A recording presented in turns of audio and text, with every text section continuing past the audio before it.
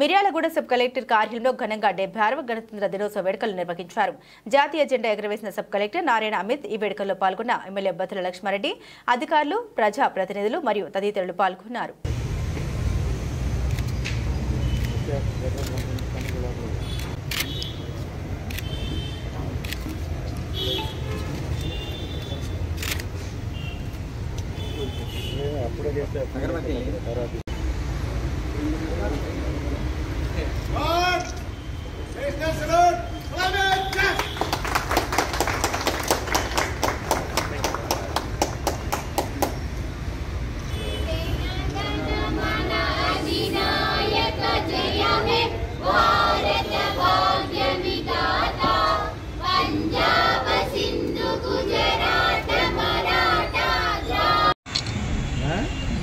అందరికీ నమస్కారం. 76వ భారత గణతంత్ర దినోత్సవ సందర్భంగా జరుపుకుంటున్న ప్రజాప్రతినిధులకు, స్వాతంత్ర సమర యోధులకు, అధికారులకు, పత్రికాకేయులకు, మీడియా వారికి నా హృదయపూర్వక గణతంత్ర దినోత్సవ శుభాకాంక్షలు. గణతంత్ర దినోత్సవం రోజే మనం 4 స్కీములు కూడా ప్రజల్లోకి తీసుకెళ్తున్నాము.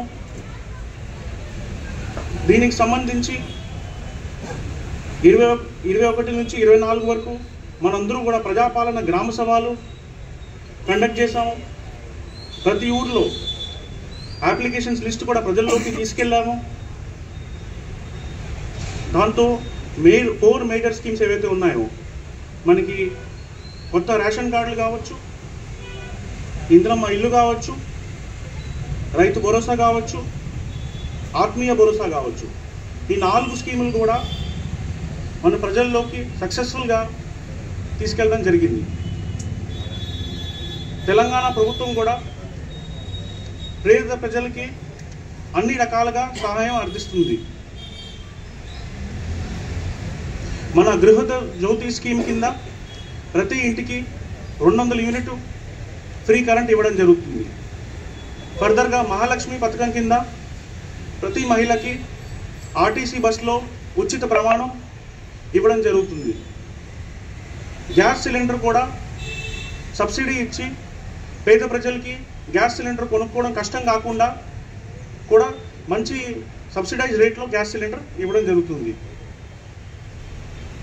రాజీవ్ ఆరోగ్యశ్రీ పథకం కింద ఏవైతే ఇన్సూరెన్స్ 5 లక్షలు లిమిట్ వరకు ఉండేదో అది కూడా ఎన్హాన్స్ చేసి అది 10 లక్షల లిమిట్ వరకు తీసుకెళ్ళడం జరిగింది.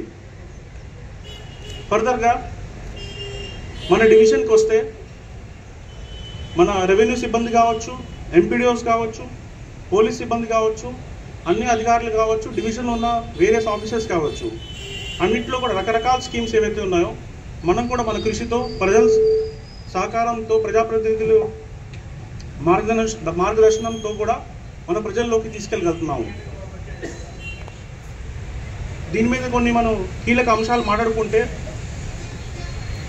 ఫస్ట్లీ మన నాగార్జున సాగర్ కాన్స్టిట్యున్సీలో తిరుమలగిరి సాగర్ మండలంలో మనం ధరణి పైలట్ ప్రాజెక్ట్ కొనసాగించాం.